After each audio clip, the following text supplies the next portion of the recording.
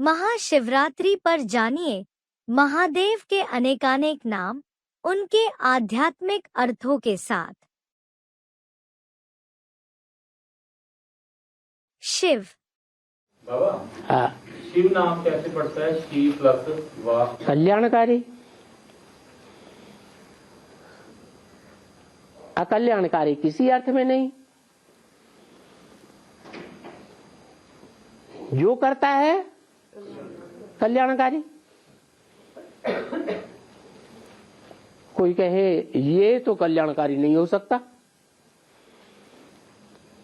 ये कर्म कल्याणकारी नहीं हो सकता, वो कर्म कल्याणकारी नहीं हो सकता, तो इस तरह कहने वाला स्वयं ज्ञानी कहा जाएगा या अज्ञानी कहा जाएगा? वो भी अज्ञानी कहा जाएगा। उसे ज्ञान नहीं है वस्तुता वास्तविक चीज क्या है, वास्तविक बात क्या है।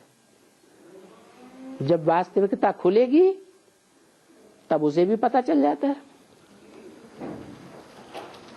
शिव माने कर्म से भी कल्याणकारी, वाचा से भी कल्याणकारी, और मनसा के संकल्पों में भी कल्याणकारी। अकल्याण का नाम निशान नहीं, कोई परसेंटेज ही नहीं अकल्याण की। इसलिए नाम शिव है। नाम कब पड़ता है? तो काम परम धाम में किया या इस सृष्टि पर आकर किया? इस सृष्टि पर आकर के कल्याण के काम किए। वाचा भी कल्याण की चलाई। चलो, ब्रह्मा के द्वारा वेदवाणी आई, मुरली आई, तो मुरली का एक एक वाक्य कल्याणकारी या अकल्याणकारी? मान लो बताया सृष्टि का विनाश होने वाला है, या मैं शंकर द्वारा विनाश कराता हूं, तो विनाश कराना ये अच्छी बात है बुरी बात है? जो अज्ञानी होंगे वो कहेंगे यार ये तो ठीक बात नहीं। कितने लोग दुखी होंगे, सारा संसार हाहाकार करेगा, लेकिन हाहाकार कौन करेंगे?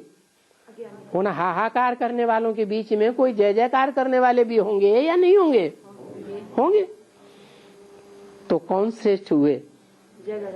वो जय जयकार करने वाले इतने श्रेष्ठ हैं कि जो हाहाकार करने वालों की प्लेंटियन तादाद है, उनके कर्मों के ऊपर जीत पाने वाले हैं। इसलिए उनको वाहवाही उनके दिल से निकलती है कि ईश्वर ने जो किया, ये सारे संसार का विनाश किया, किसके लिए किया? हमारे लिए किया। ये सच्चाई है या दुखदाई बात है? सच्चाई है। महेश और महादेव। महेश का अर्थ है महा ईश। ईश माने शासन करता। अब शिव जो है सुप्रीम सोल, ज्योति बिंदु, वो शासन करता है क्या? वो तो शासन नहीं करता, वो राजा बनता ही नहीं। हाँ, जिस मुकर्रर रथ में प्रवेश करता है वो बड़े से बड़ा राजा बनता है दुनिया का, जिसे कहते हैं विश्व का बादशाह। विश्व का बादशाह कह लो और चाहे इसको महाईश कह लो, महेश कह लो, बाकी महाईश दो शब्दों को मिलाकर के बनता है महेश। कैसा ईश? ईश माने शासन करने वाला। कैसा शासन करने वाला? ईश महा बड़ा शासन करने वाला। तो शासन शरीर के द्वारा किया जाता है या जेतु बिंदु आत्मा शासन करती है? अकेले शरीर के साथ शासन करती है। शिव शासन करता है या महेश शासन करता है? राज्य कौन करता है? शासन माने राज्य, महेश राज्य करता है।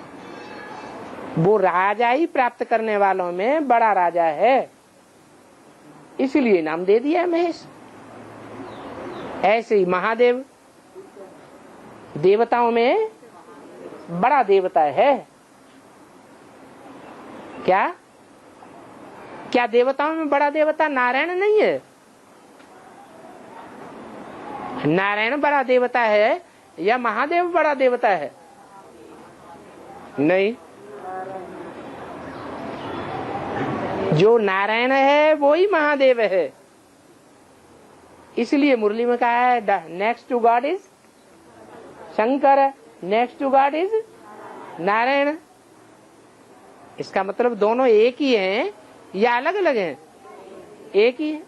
बोल रही है कि देवों का देव महादेव क्यों कहा जाता है? क्योंकि सभी देवताओं में बड़ा देवता है वो, और इतना बड़ा देवता है कि सभी देवताओं को देव पद देने का मुखिया है। भोलेनाथ। बाबा भोलेनाथ का मतलब क्या है? भोले भोले बच्चों का नाम, ज्यादा चाड़े नहीं है, ज्यादा तिकड़मबाज नहीं है, या और भोले भाले हैं। उनका नाथ है, उनका कंट्रोल है, उनको अपने छत्र छाया में ले लेता है। भोले भाले बच्चों को अपनी छत्र छाया में लेता है। जो तिकड़म करने वाले हैं उनको अपनी छत्र छाया में नहीं लेता है। तुम रावण की छत्र छाया में रहो, ज्यादा तीखे अपने को मानते हैं, होशियार समझते हैं।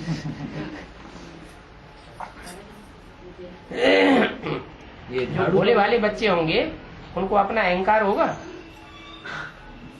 जो भोले वाले होते हैं उनका कोई अपना अहंकार नहीं होता। और जो अपने को ज्यादा होशियार समझते हैं और होते भी हैं होशियार, तो उनको अहंकार होता है या नहीं होता है? उनको अपने ज्ञान का, अपनी होशियारी का अहंकार होता है। तो अहंकारियों को स्वीकार नहीं करता है। आशुतोष। मार्ग में शंकर को आशुतोष देंगे। आशुतोष, आशुतोष, आशुतोष का मीनिंग है आशु माने जल्दी और तोष माने संतुष्ट हो जाए। जो थोड़ी सी पूजा अर्चना करो, थोड़ी सी महिमा कर दो, हैं, तो खुश हो जाते हैं। हाँ, वरदान दे देते हैं। भले भले कोई भस्मासुर बन जाए, हैं, और भस्मासुर बन के सालों साल पीछे पड़ा रहे और भगाता रहे, इस ट्रेन से उस ट्रेन में, उस ट्रेन से उस ट्रेन में, इस हवाई जहाज से उस हवाई जहाज, उस हवाई जहाज से उस हवाई जहाज, भागता ही रहे, हैं, दुनिया के चक्कर काटता ही रहे सालों साल।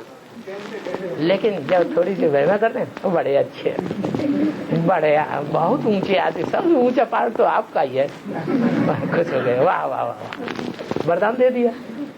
आशुतोष तुम आवहर दानी। आशु माने जल्दी, तोष माने तुष्ट। कोई बच्चा गलती करे और नहीं माने, एकदम बाग बबूला, और मान ले, माफी मांग ले, दोबारा नहीं करेंगे तो एकदम शांत। आशु माने जल्दी, तोष माने संतुष्ट, जल्दी संतुष्ट होने वाला, ज्यादा मेहनत नहीं लेता। शिव बाबा कहते हैं मैं तुम्हें कोई ज्यादा मेहनत थोड़ी देता हूँ, सिर्फ मुझे याद करो, उतना भी नहीं करते। स्वयंभू, शंभू। स्वयंभू, भू माने होना, जन्म लेना, माने कोई बाप नहीं होता है जन्म देने वाला। स्वयंभू, वो स्वयं ही होता है। कोई उसे 63 जन्म कितना भी बुलाता रहे, वो नहीं होता है। होना होता है तब खुद ही होता है, इसलिए उसको कहते हैं स्वयं। और वो है शंकर। तो तीन आत्माओं का संकरण जब हो तब शंकर कहा जाए। ब्रह्मा वाली सोल कृष्ण वाली सोल, राम वाली सोल और शिव की सोल, तीनों का संकरण होता है, मिक्सचर होता है, तब शंकर कहा जाता है। तो शिव शंभो कहो, बात तो एक ही है। भू माना जन्म लेने वाला, स्वयं भू माना स्वयं जन्म लेने वाला। उसको कोई बाप जन्म नहीं देता है, वो स्वयं ही संसार में, जैसे बच्चा प्रत्यक्ष होता है तो कहा जाता है जन्म लिया। पहले बच्चा गुप्त था, बाद में संसार में प्रत्यक्ष हुआ, लेकिन उसको तो बाप ने जन्म दिया। लेकिन भगवान स्वयंभू है, उसको कोई बाप नहीं है जो जन्म देता हो, वो स्वयं संसार में प्रत्यक्ष होता है। माया कितना भी अपोजिशन करे, सारी दुनिया एक तरफ हो जाए और बाप एक तरफ हो जाए, तो भी उसके प्रत्यक्षता रूपी जन्म को कोई रोक नहीं सकता। वो प्रत्यक्ष हो करके ही रहेगा। इसलिए उसको कहते हैं स्वयंभू। खुदा तो खुद है। जो स्वयंभू होता है, भू माना प्रत्यक्ष होना, जन्म लेना। जो स्वयं प्रत्यक्ष होता है उसका नाम है स्वयंभू। स्वयं भू माने अपने पार्ट को खुद ही डिक्लेयर करता है, दूसरा कोई डिक्लेयर। साकार में ऐसा कोई व्यक्ति नहीं है जो उसके पार्ट के तरफ इशारा करे। इसलिए कहा जाता है हर हर, माने पापों का हरण कर ले। महादेव, छोटा मोटा देवता नहीं, महादेव। महादेव कब प्रत्यक्ष होता है? कैसे पता चले कि ये महादेव है, ये छोटा मोटा देव है?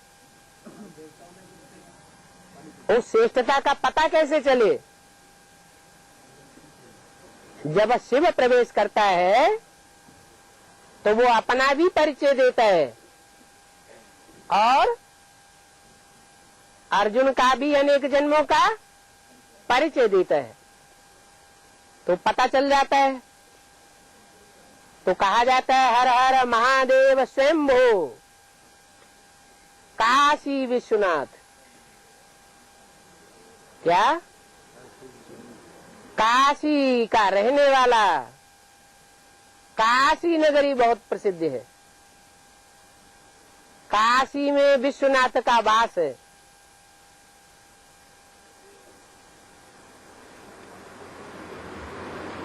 और गंगे से कनेक्शन है।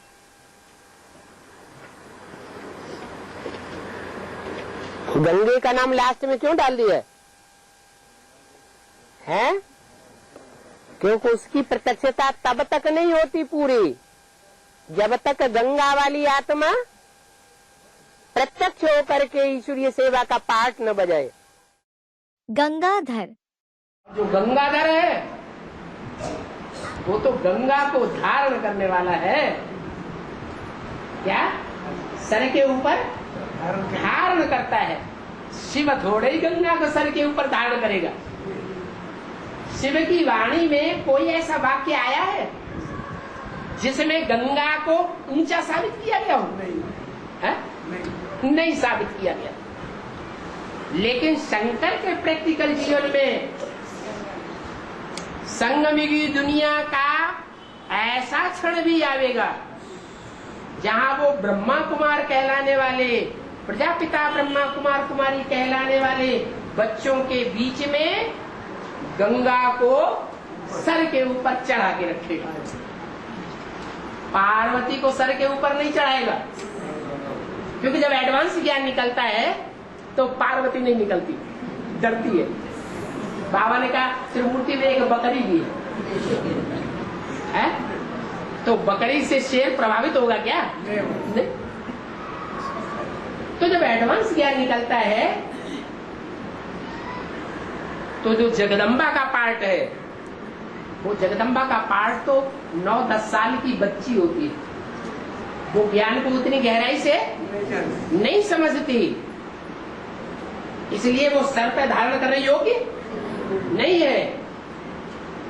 कौन है सर पर धारण करने योग्य? जो एडवांस ज्ञान को जो कन्या सबसे पहले गहराई तक उठा लेती है। और वो कहां से निकलती है?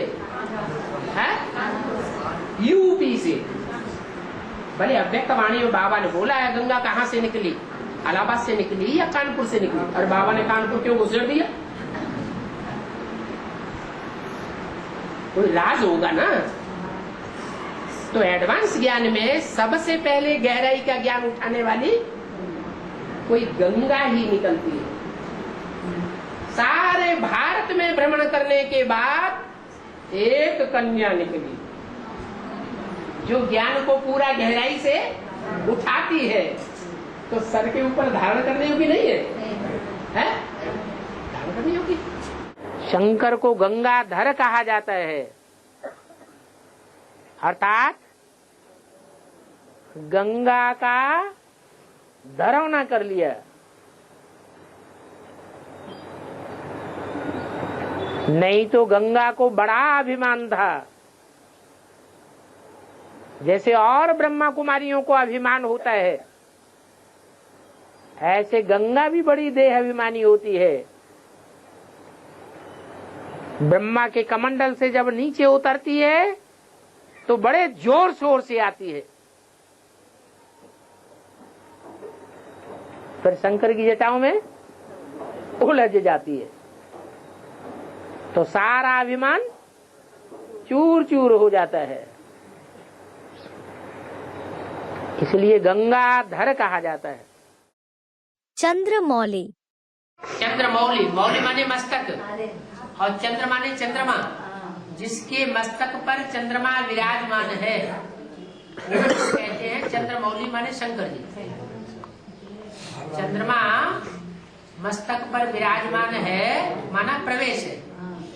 जैसे तीसरा नेत्र शिव नेत्र कहा जाता है। शिव नेत्र खड़ा हुआ नेत्र दिखाते हैं, तो वो शिव है, वो प्रवेश है, इसलिए उसको कहते हैं शिव नेत्र। शिव के प्रवेशता की निशानी है शिव नेत्र। ऐसे ज्ञान चंद्रमा ब्रह्मा की प्रवेशता की निशानी है चंद्रमा। ये दो विशेष आत्माएं हैं, वो राम वाली सोल में प्रवेश करती है। इसलिए तीनों आत्माओं का इकट्ठा पार्ट एक स्वरूप के द्वारा चलता है और उसका नाम दिया है शंकर। क्या? मिक्स। शंकर माना मिक्स पार्ट। कोई समझ नहीं सकता जल्दी कि कौन बोल रहा है, कौन दृष्टि दे रहा है, कौन वाइब्रेशन छोड़ रहा है, कौन कर्म कर रहा है। चंद्रभाल। भाल माने मस्तक और चंद्र माने चंद्रमा। जिसके मस्तक पर चंद्रमा है। क्या? किसके मस्तक पर चंद्रमा है? जो त्रिनेत्री है। वो त्रिनेत्री तो खुद ही है। क्या? ज्ञान सूर्य तो उसके मस्तक में है ही है, लेकिन और कौन दूसरा आ गया? उसके मस्तक में चंद्रमा भी है, तो इसलिए भालचंद्र कहा जाता है। त्रिनेत्री। त्रिनेत्री इसलिए कहा जाता है कि वास्तव में जहाँ शंकर की बात आती है शास्त्रों में, या जहाँ रामायण में राम की बात आती है, या जहाँ भागवत में कृष्ण की बात आती है, वहाँ कृष्ण कहो, राम कहो, शंकर कहो, उनके ऊपर कंसंट्रेशन जाना चाहिए या भगवान के ऊपर कंसंट्रेशन जाना चाहिए। रामायण में जो राम की कथा है वो राम की कथा है या भगवान की कथा है? राम की कथा कही जाती है क्योंकि राम के शरीर में प्रवेश करता है, लेकिन वास्तव में वो कथा बनाता कौन है? प्रैक्टिकल में वो हीरो पार्टदारी है कौन? जो रावण के ऊपर विजय दिलाता है और पाता है? भगवान। तुम सब तो सीताएं हो। ऐसे ही भागवत में या गीता में या महाभारत में जो कृष्ण का नाम आया है, वो कृष्ण कोई देहधारी व्यक्ति है या भगवान का पार्ट है? भगवान का पार्ट। ऐसे ही देवदेव महादेव जिसको कहा जाता है, उसके लिए मुरली में भी बोला हुआ है, कहते हैं देवदेव महादेव, वो भी मैं हूं। वो देवदेव महादेव का पार्ट बजाने वाला कौन है? मैं माने कौन? शिव है। क्या था प्रश्न? है? हाँ, तो जहाँ शंकर को 3 नेत्र दिखाए हैं, उसे शंकर मत समझो। क्या समझो? हैं? शिव नेत्र समझो। एक शिव की आत्मा रूपी आंख, और उस बाप के 2 बच्चे हैं, राम और कृष्ण। ये मेरी 2 आंखें हैं। ये तीनों मिलकर के त्रिनेत्री कहा जाता है। विरूपाक्ष। विरूपाक्ष हाँ, क्या है? नहीं, नहीं माने विरूपाक्ष नहीं माने नहीं, वी माने विपरीत, वी माने विशेष, रूप माने रूप से विपरीत, रूप में विशेष, अक्ष माने आंख, निरूपाक्ष हो गया। नेह माने नहीं, रूप माने रूप, अक्ष माने आंख। जो रूप से विपरीत है, ऐसी उसकी आंख है। हमारी आपकी आंखें दिखाई पड़ती हैं, आंखों का रूप दिखाई पड़ता है, छोटी है, बड़ी है, चिमदी है, काली है, कोची है। उसकी आंख रूप नहीं है, ऐसी आंख है, इसलिए निरूपाक्ष है। फिर भी सारा संसार को देखती है। नीलकंठ। बाबा, शंकर के गले में काला क्यों दिखाया गया और इनको नीलकंठ क्यों बोलते हैं?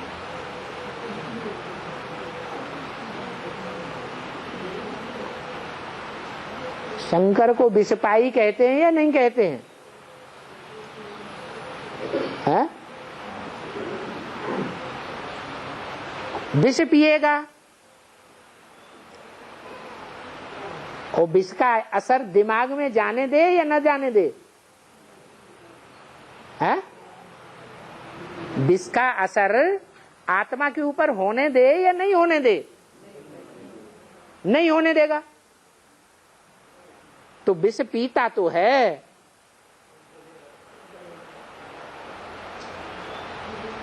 लेकिन मस्तक तक पहुंचने नहीं देता। जब सर के अंदर विष पहुंचेगा ही नहीं तो कहां रुक जाएगा? गले में रुक गया। तो भक्ति मार्ग में ऐसे दिखाया है। बाबा भी आते हैं तो गले तक जब डूब जाते हैं तब निकालते हैं। तो नीलकंठ दिखाते हैं। एक चिड़िया होती है नीलकंठ, देखिए नीले कंठ वाली चिड़िया क्या खाती है? कीड़े मकोड़े खाती है। कीड़ों मकोड़ों में विष होता है या अमृत होता है? विष ही विष भरा पड़ा होता है।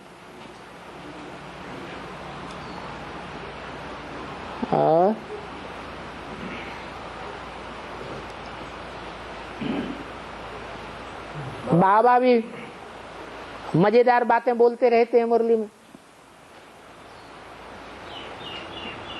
कहते हैं भक्ति मार्ग में शंकर को दिखाया है कि विष पीते पीते गला ही काला हो गया। अभी यह बात समझाते समझाते गला ही सूखा जाता है। शंकर ने जो विष पिया और नीला पंखा बना, गला नीला हो गया। हाँ, उसमें वो क्या है, विष जो है कड़वा होता है या मीठा होता है?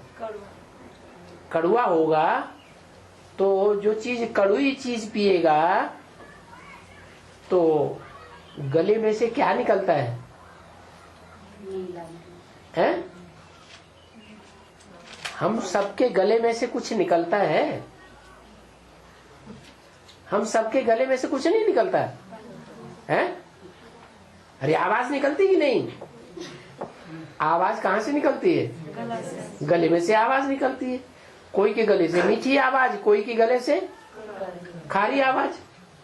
तो जो जिसका गला नीला पड़ गया है विष पीते पीते, तो आवाज कैसे निकलेगी? कड़वी आवाज निकलती है। वो कड़वी आवाज सुनने से क्या होता है? दुनिया के जितने भी कीड़े मकोड़े हैं वो सब खलास हो जाते हैं। कौन बचेंगे? मीठी आवाज वाली कोयले बचेंगे, जिनका काम होगा ज्ञान लेना और ज्ञान देना।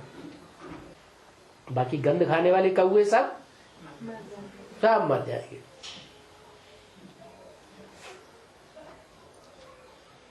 गले में ठहर गया क्या विष, इसका क्या मतलब हुआ है? अपने को ग्रहण नहीं किया। नहीं, वो जो विष है उस विष ने गले में से ऐसी आवाज कड़वी निकाली जिससे सारा संसार समाप्त हो गया। दुनिया में संख्या बुरों की ज्यादा है या अच्छों की ज्यादा है? 500-550 करोड़ मनुष्य, और उसमें से देवात्माएं कितनी हैं? 21 नहीं, 33 करोड़। तो 33 करोड़ देवात्माएं और बाकी सब असुर, जो देवता कभी बनते ही नहीं। तो उन असुरों का खलासा कैसे होगा है? कैसे खलास होंगे? उनको घाव लगेंगे तभी तो खलास होंगे। अब एडवांस ज्ञान है,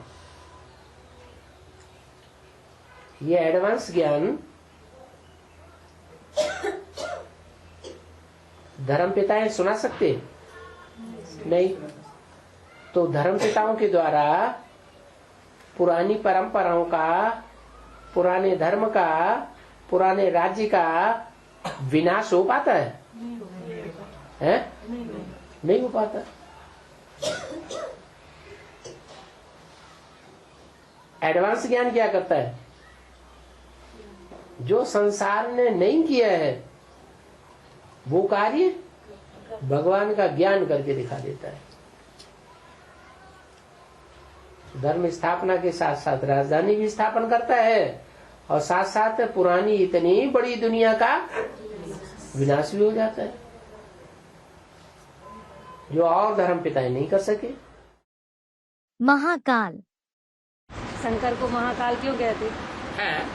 क्यों कहते शंकर? इसलिए कहते हैं कि 2500 वर्ष की जो हिस्ट्री है उसमें सामान्य रूप से तो काल हर मनुष्य आत्मा को खाता ही है। 2500 वर्ष में जो 63 जन्म हुए, या सतयुग त्रेता में भी जो 21 जन्म होते हैं, वहां जन्म मरण तो सामान्य रूप से सबको काल खाता ही है। देवताओं को भी खाता, मनुष्यों को भी खाता, असुरों को भी खाता। लेकिन एक पार्टधारी ऐसा है जो 5000 वर्ष के जीवन काल में 84 जन्मों के अंत में ही प्रत्यक्ष होता है। उसको कहते हैं महाकाल, महामृत्यु, महाविनाश। इसमें एक भी नहीं बचता है, सबको मौत के घाट उतरना है। कोई थोड़े ऐसे श्रेष्ठ होते हैं जो जीते जी मरते हैं, जीते जी मरना स्वीकार कर लेते हैं, और ज्यादा संख्या उनकी होती है जो स्वेच्छा से नहीं मरना चाहते। जीते जी स्वेच्छा से नहीं मरते, नाक रगड़ के मारा जाता है तब ही मरते हैं, बाकी मरना तो सभी को है, इसलिए उसको महाकाल कहा जाता है। भूतनाथ। भूतनाथ शंकर का टाइटल इसलिए है कि दुनिया की ऐसी कोई बात नहीं जो तेरे पर लागू न होती हो। क्या बच्चे, तुम्हारा बाप आया हुआ है तो भूत प्रेत अगर बैठे हुए हों तो वो ये बात सच्ची समझे या झूठी समझे? झूठी समझे। हमारा बाप नहीं आया हुआ है, माने भूत प्रेतों का बाप नहीं आया हुआ है। हाँ, वो भूत प्रेतों का भी बाप है, देवताओं का भी बाप है, ब्राह्मणों का भी बाप है, क्षत्रियों का भी बाप है, वैश्यों का भी बाप है, शूद्रों का भी बाप है, सारी सृष्टि का एक ही बाप है। उसमें सारे गुण अवगुण भरे हुए हैं। वो तो भूतनाथ है। नाथ माने भूतों को भी नाथने वाला, कंट्रोल करने वाला। आज भारत में भी गांव-गांव में, शहर-शहर में इविल सोल्स का प्रभाव बढ़ता जा रहा है। सिर्फ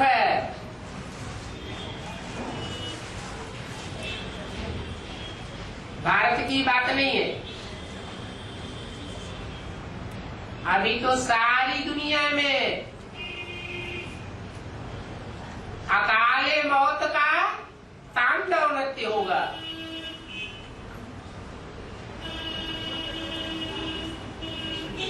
ढेर के ढेर अकाले मौत में शरीर छोड़ेंगे और सूक्ष्म शरीर धारण करते जाएंगे।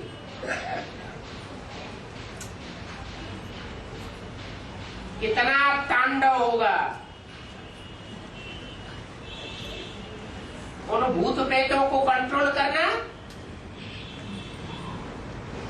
तांत्रिकों के बस की बात ही नहीं रह जाएगी।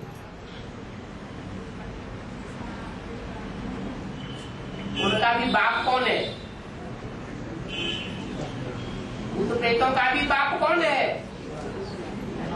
भूतनाथ। इसलिए देवात्माओं को भी कहता है, मनुष्य आत्माओं को भी कहता है, मनुष्य गुरुओं को भी कहता है, और भूत प्रेत का पार्ट बजाने वाले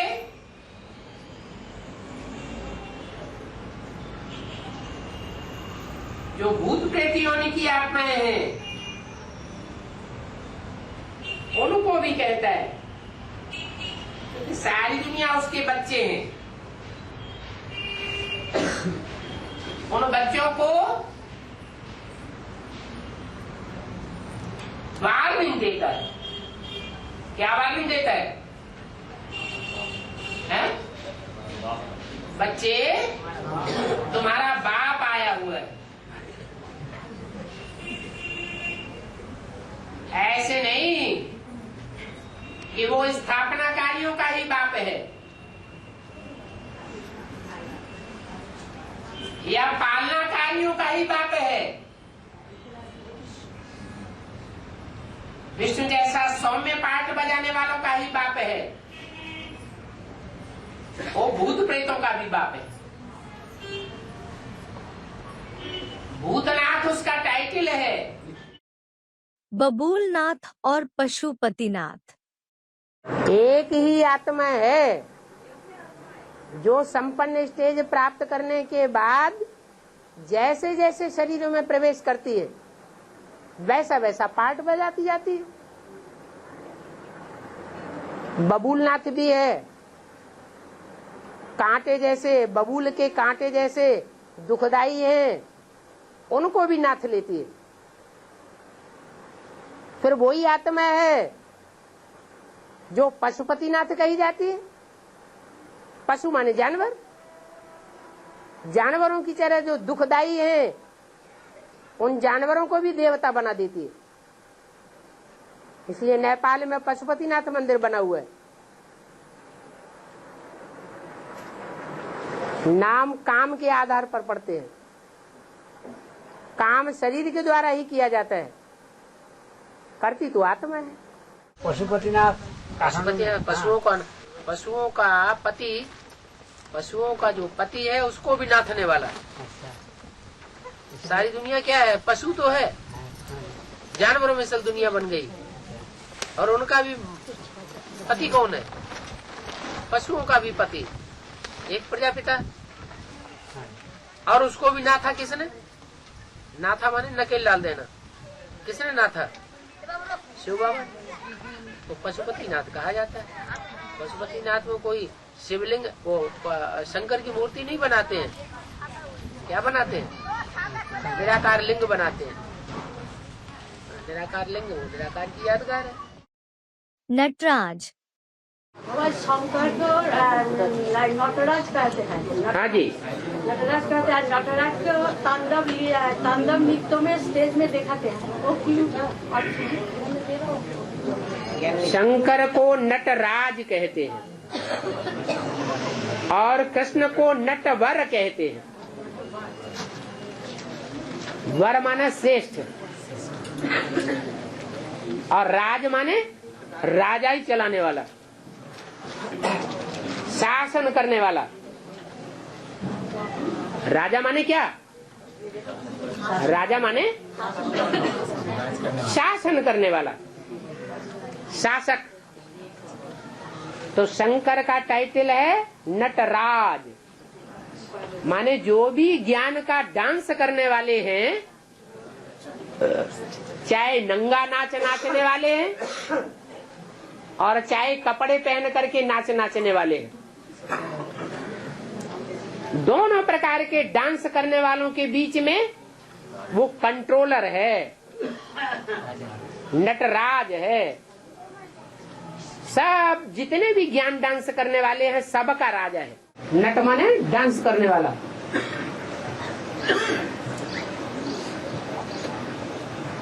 डांस करने वालों का राजा। कौन सा डांस? शरीर का डांस है। ज्ञान डांस करने वालों का राजा। ऐसा भी एक टांग से ज्ञान डांस करता है, डबल टांग नहीं होती है। डबल टांग हो जाती है तो पालना करता है, पालनहार है। जब एक टांग से डांस करता है तो विनाश करता है। गोपेश्वर। गोप माने गुप्त पुरुषार्थी, जिन्होंने गुप्त पुरुषार्थ किया। उन गुप्त पुरुषार्थ करने वालों में मुख्य गोप कौन? मक्खन चुराते हैं तो 4-5 गोप दिखाते हैं ना, उनमें मुख्य मक्खन चुराने वाला गोप कौन है? ना गोप। उस गोप का ईश्वर कौन? शिव। इसलिए गोपेश्वर कहा जाता है। त्र्यंबकेश्वर। 3 अम्बा का ईश्वर। त्रि माने 3, अम्बा माने अम्बा। नहीं, उसको विंडो ऊपर नहीं दिखाता है, नीचे दिखाता है। हाँ। अरे जो स्त्री चोला है वो नीचे होता है या ऊपर होता है? स्त्री चोला धरणी के अंदर दिखाया जाएगा, इसलिए उसकी पिंडी धरणी में दिखाते हैं, शिवलिंग को ऊपर दिखाते हैं। मक्केश्वर और कपालेश्वर। शिव को मक्केश्वर भी कहते हैं। हाँ, कपालीश्वर भी कहते हैं। है कपालीश्वर भी कापालीश्वर। हाँ, मक्केश्वर इसलिए कहते हैं